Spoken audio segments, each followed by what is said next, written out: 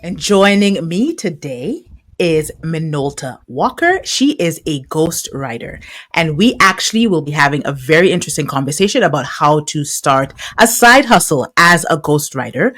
But before we get into it, I must give Minolta a moment to shine. Tell us more about yourself, anything you'd like us to know, and thank you so much for being here with me today. Take it away. You're absolutely welcome. Thank you for the opportunity. As you said, I am a ghostwriter. I own a boutique ghostwriting agency right out of the comfort of my own home.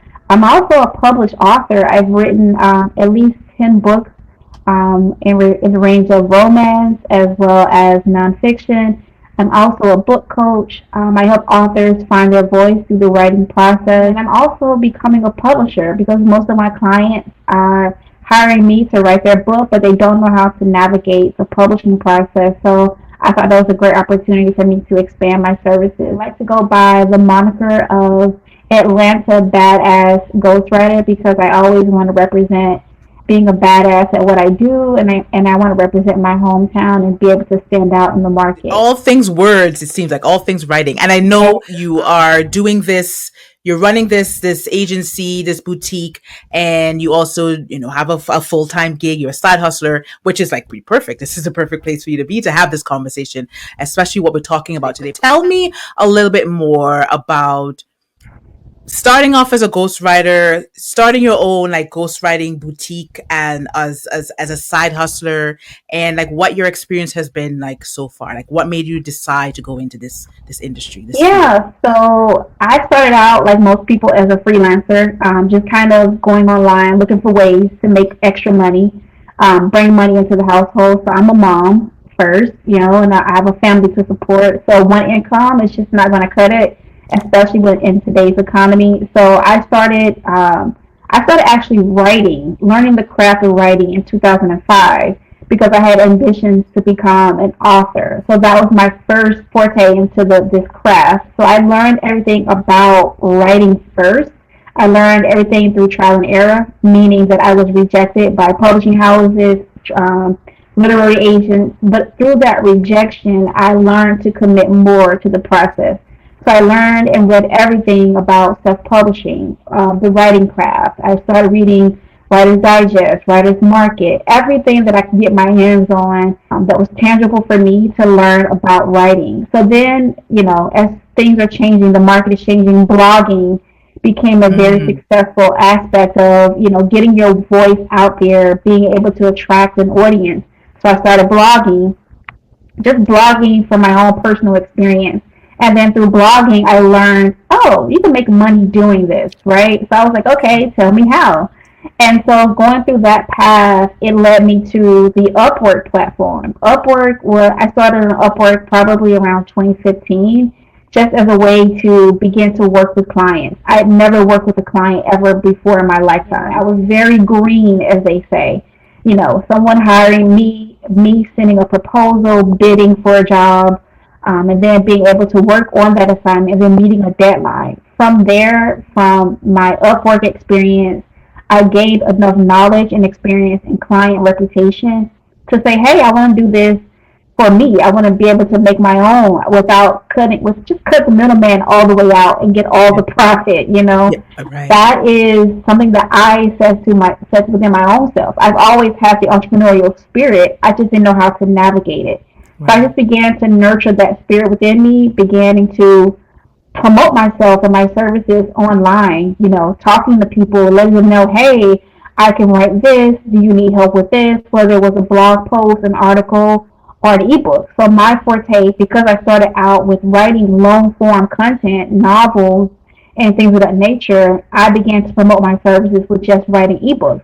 So it just so happened that as the market was growing and changing, people were asking or looking for lead magnets to grow their email list, to attract clients into their business.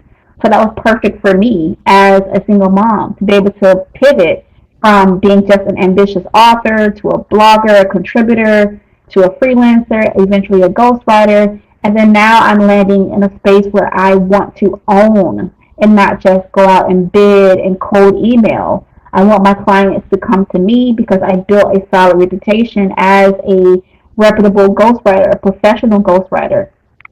So that's where I am in my journey, building a ghostwriting agency from the ground up, hiring other ghostwriters to do the work, delegating tasks, Right. managing projects, and then actually building a reputation for my business online. Okay, so everything you just shared with me just now, on top of being a mom and having a job and doing this on the side, what is your biggest like time management tip to get everything and feel fulfilled and feel like you're doing everything efficiently?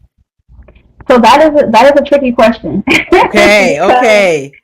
time is definitely not my biggest friend, but I have to make Right. sacrifices, right? So I always tell people like I'm always working. So I have a 9 to 5. That's Right. demanding. So and I have a child that is still school age. That's demanding.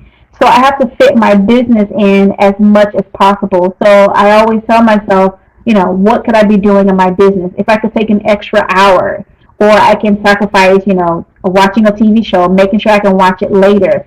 But during the week, for me, if I'm working my 9 to 5, I'm spending time with my family, then that means that if I have at least 5 hours left in the day, I'm going to give a little bit of time to my kids, of course, but the rest of the time in the day is going to be dedicated to my business. So that whether that is responding to email, a social media post, sending out an email campaign, and then working on weekends because this is my business. So I want my business to be marketable, but also at the forefront of my ideal client. So whether I am posting on LinkedIn, tweeting something, I'm always constantly engaging to put my business out there in some formation. Yeah. And you just mentioned your ideal client and serving your ideal client. How, as a ghostwriter, do you identify your ideal client, your niche, who you want to serve, who you want to write for? What are your tips you have for someone that's interested in doing this? So for me, that was a challenge because when I first started out ghostwriting, I was pretty much a generalist. I was just Okay. taking whatever I could take, to put food on the table to have money coming in. But Mm, that hurt me in the long run because if you're a generalist, you're kind of just taking the bottom, whatever you can get at the bottom of the feed, right? So what I learned through trial and error is to be specific. So I love working with women of color. I love working with entrepreneurs. I love working with business-minded women, specifically coaches, women mm, who have a dedicated market, who are hungry for their messaging, who understand the investment level of working with a ghostwriter, whether it is through a speech, a book, or their social media marketing campaigns. Their voice are very powerful. So that is my ideal client. And so when I look at my ideal client, I represent myself. I see myself within right. my ideal client, especially as women of color. We have brilliant ideas, but we don't have the funding, we don't have the marketing, we don't have the brand messaging, and we don't have the PR. So when you look at a ghostwriter, we do all of those things when we partner with our clients to help them get their Okay. messaging out there. And it's an investment. We are not just looking at the project as just a one off. It's Right, an right. opportunity to grow with that client through their consulting agency, through their client, through their courses, all of the above. Okay, so I'm learning so much. I'm really curious. How do you go about landing a client? What do you do to pitch and then land a client to then have them hire you as their ghostwriter? So a little hard work goes a long way, right? So I really Okay, yeah. believe that. So because I'm working, Monday through Friday, even weekends, I'm putting it out there and dropping seeds. So I always land my clients not by cold emailing because that takes up too much time. Right. I don't slide in DMs. People naturally gravitate towards me, Okay. but that is because I am always updating people. I'm always sharing something about my journey as a ghostwriter, my journey as an entrepreneur, clients I'm working with, trial and error, my good days, my bad days.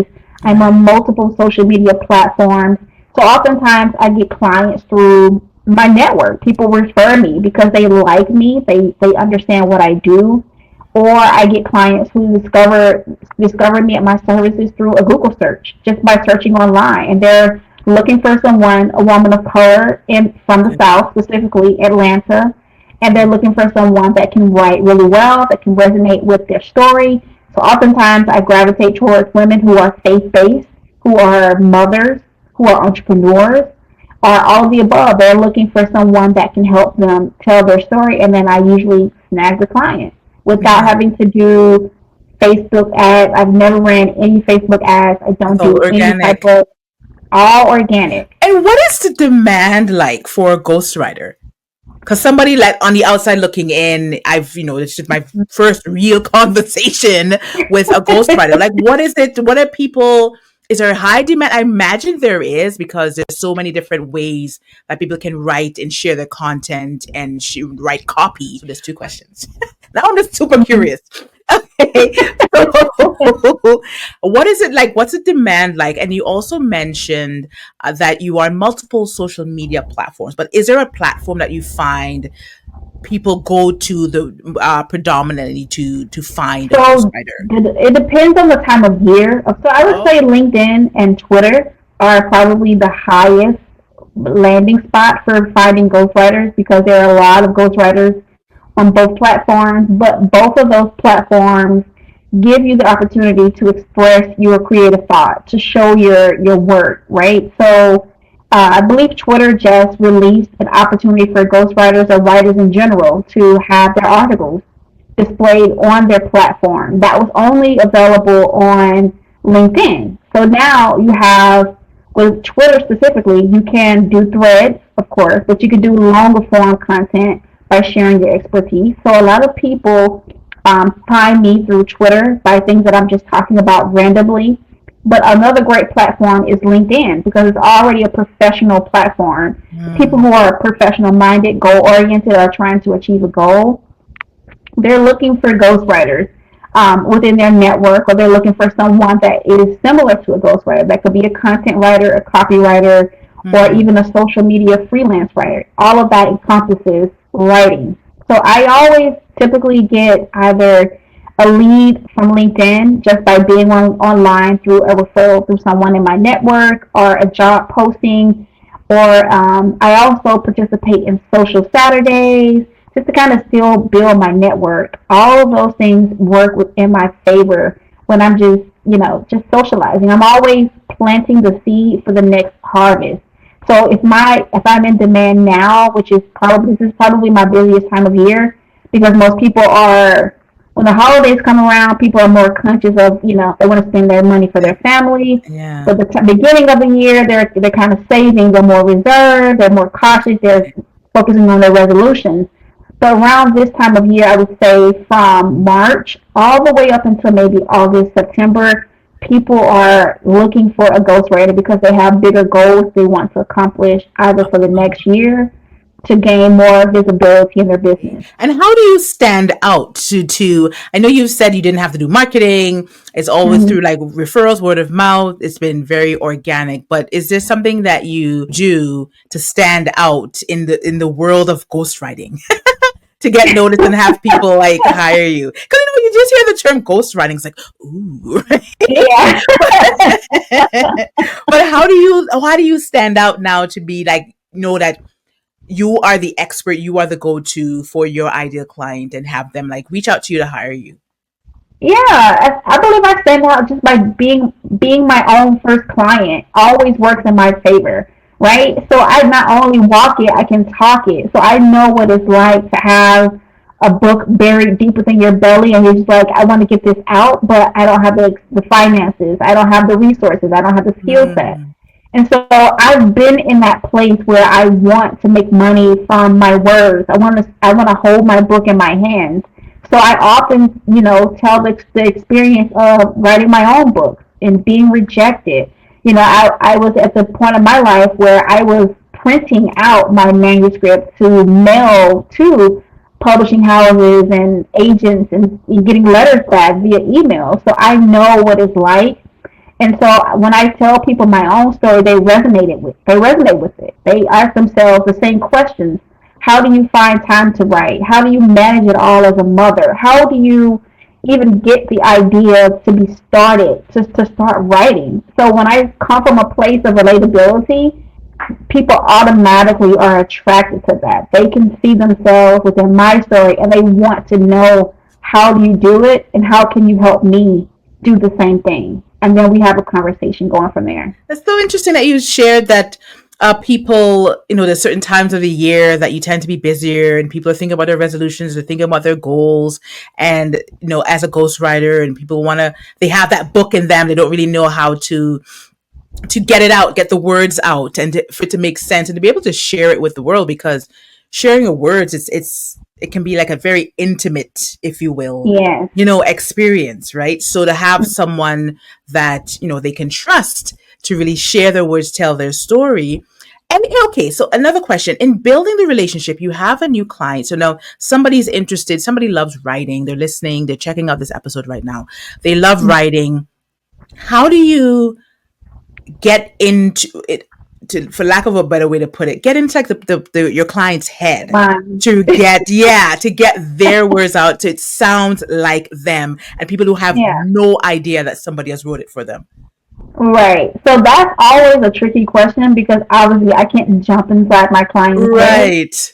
But I always advise my clients that this is a very intimate experience, right? So you're not just throwing money at me or my business to just do something for you and you go away and then the product is finished. You have to have multiple conversations. You have to like me, I have to like you, you have to trust me, and I have to trust you, right? So there are times when I have to ask very intimate, vulnerable questions that may trigger a previous experience. It may cause my client to relive a moment, or my client may feel pressured to talk about it, but they haven't really talked about it before. So it is a collaboration. So I often advise my clients to send me as much information as possible, whether that is a video clip, YouTube, writing, anything that can help me to understand how you think, how you want to deliver this messaging, your tone, what is important to you. And I also have a questionnaire that helps me to understand what they're asking. What are you trying to say? What is the tone? Do you want it to be youthful? Do you want it to be serious, straightforward, punchy, sarcastic, sassy? So all of that goes within to the writing process. So it's not just about me sounding like my client, but my client actually giving me the words to write, and then me putting those words into storytelling form, my client reading it, approving of it, and then saying, hey, you know what, we're on the right track, let's keep going. Okay.